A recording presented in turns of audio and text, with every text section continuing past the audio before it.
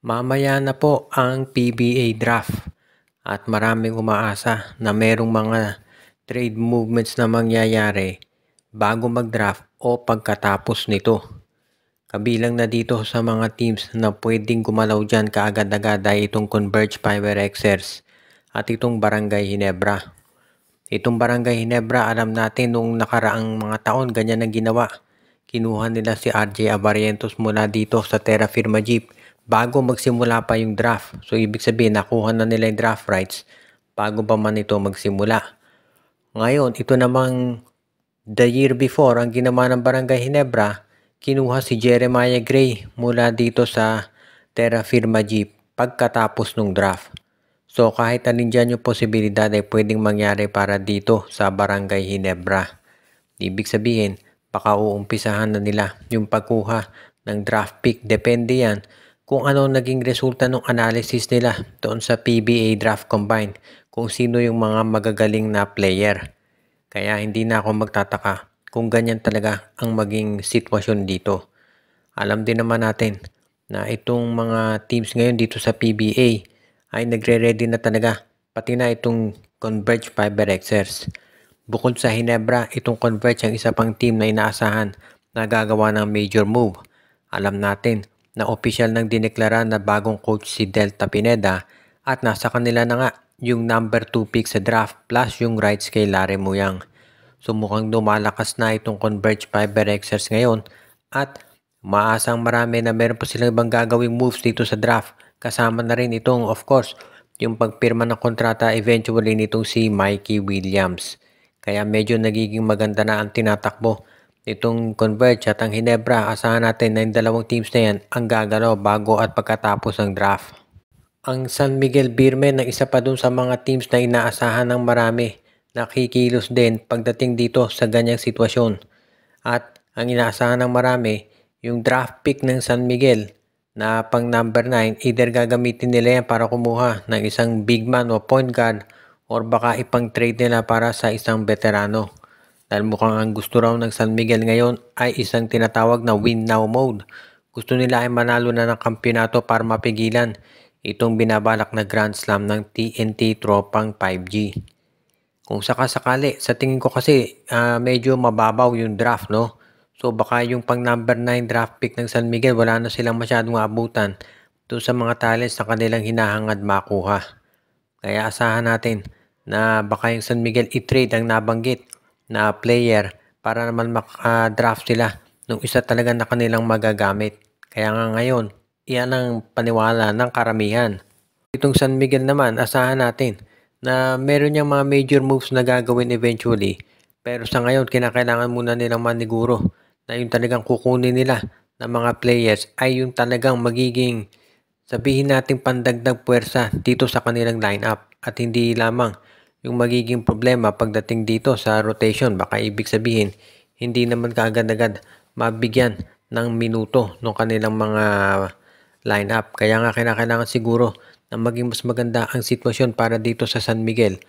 Kung sa ngayon pa lamang ay magdesisyon na sila kung sino yung mga kukunin nila na mga player dito sa darating na draft. Kaya nga itong Pure Blends malamang dyan makipag-trade itong San Miguel Beer dahil sigurado na magiging mas maganda yung resulta kung makuha nila yung draft pick nito na pang number 4 o di kaya naman itong si Cade Flores ang i-acquire ng Beermen. Opisyal nang nagpaalam itong si LA Tenorio dito sa Barangay Ginebra at nagretiro na rin dahil dito 100% focus na siya dito sa pagko-coach. At yan talaga kinakailangan dahil mukhang namumroblema Magnolia dito sa kontrata ni Xavier Lucero. Ayon kasi dito sa mga reports na lumalabas, mukhang ito raw si Lucero ay hindi pa pumipirma na extension dito sa Magnolia. At nagkakatalo daw sila dito sa extension. Hindi yung pera mismo kung hindi yung haba ng contract. Ang gusto ng Magnolia, 3 years yung ibigay na contract kay Lucero pero 2 years lang ang gusto nitong si Xavier. Dahil siguro gustong tignan ni Lucero na baka after 2 years meron siyang oportunidad na maglaro abroad. Pero ang gusto ng Magnolia, 3-year contract at yan daw ang dahilan kung bakit sila ay hindi magkasundo. Kinakailangan na syempre na kung ikaw ang Magnolia as soon as possible, mapapirma mo na ng kontrata itong si Xavier Lucero dahil ayaw mo maging problema yan na pang long term. Kaya nga maraming naniniwala na gagawa at gagawa ng paraan talaga itong Magnolia para makumbinsi na ito si Lucero na pumirma. Pero medyo magiging, sabi nga nila medyo mahigpit yung ganyang sitwasyon. Dahil kinakailangan siyempre kung ikaw ang Magnolia, siguraduhin mo na maayos to talaga as soon as possible. Dahil maraming tinatawag na sabihin na nating pagbabago na kinakailangan mangyari dito sa Magnolia. Lalo na at ito si LA Tenorio, alam natin, lahat ng gagawin yan bilang coach. Lahat ng mga kahit yung maliit na pagkakamali ay mamamagnify yan. Dahil syempre, alam natin na marami ang naniniwala dito na hindi pa handa si Tenorio na mag-coach. Kaya nga meron talagang pressure sa kanya na mag-deliver. At dahil dito, asahan natin na itong pagpirma ng kontrata ni Xavier Lucero, isa yan dito sa magiging priority nitong Magnolia Chicken Templados dahil syempre kakailanganin nila si Lucero kung gusto nila na mag-champion. Pagdating naman dito sa draft kung sino yung mga magiging matunog, ang malamang at sabi nga nila malakas na naririnig daw na ugong-ugong baka si J.O. Chu ang maging number 1 pick dahil ito raw ay kukunin ng Terra Firma pero eventually ay ibibigay sa Magnolia Hotshots na nangangailangan ng isang sentro. Ang isa pang posibleng mangyari, yung number 2 naman, itong sa Converge, baka daw ang kunin nila ay itong si Juan Gomez de Leaño, yung kapatid ni Javi. Pagdating dito sa number 3 dyan, medyo sabihin na natin hindi na maliwanag. Dahil malamang daw, pinag-iisipan ng Blackwater kung ang kukunin nila si Jason Brickman o si Will Gosum. Dahil, unang-una, ito si Brickman, kinukonsidera siya na isa sa pinakamagaling na point guard sa draft. Yun nga lang, ito yung magiging 34 na sa Nobyembre. Ito namang si Will Gosum, yan magaling dahil 6'6 na forward yan.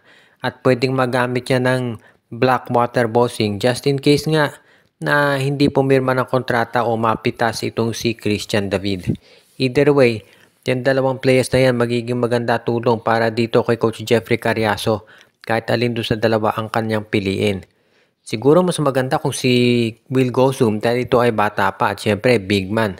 Pero hindi natin madi-discount yung posibilidad na baka itong si Jason Brickman ay makuha rin nitong Blackwater bossing. Dahil syempre, alam naman natin na baka itong si Cedric Barefield ay hindi rin magtagal dito sa Blackwater at siya naman yung mapitas. Kaya nga sigurado pinag-aaralan niya lahat nitong si Jeffrey Cariaso at ng management ng Blackwater. Pero sa ngayon, yan pa lang ang maliwanag doon sa mga posible na maging top picks dito sa darating na draft na gaganapin mamaya dahil yung iba medyo magulo pa kung sino ang pupwesto. Bago tayo magwakas ay batiin muna natin ang ating mga taga-subaybay katulad ni Joshua Giray, si Anthony Alon, Michael D., Malyari Mascareñas, Dalmacio de Guzman, Katsakino Dukusin, Enju, Dexter Domer, Ireneo Salangsang at ang iba pa.